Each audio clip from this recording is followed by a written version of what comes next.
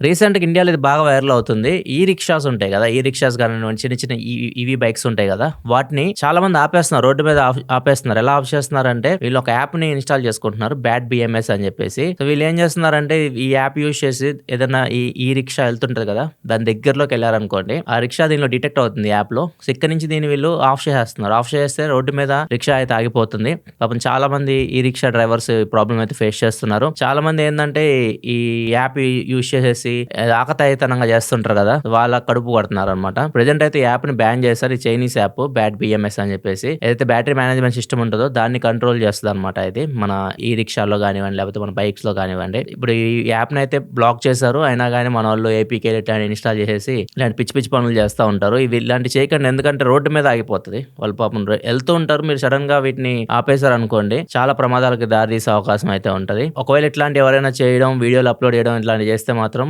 Government serious action తీసుకుంటే వాళ్ళ మీద సెట్ అయితది. ఏమంటావు ఇజాడ్? దీని మీద నీ అభిప్రాయం ఏంటి? చాలా మంది ఇష్యూ ఫేస్ చేశారన్న. ఢిల్లీలో ఈ చాలా డాక్యుమెంటరీస్ రిలీజ్ చేశారు. చాలా మంది ఇష్యూ. మాకెందుకు మేమేదో 5-10కి చేసుకునేటోళ్ళం.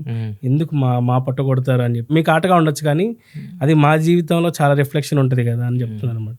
డైలీ అంతే కదా! రోజుకి ఎంత వస్తే వాళ్ళు బతుకుతారు.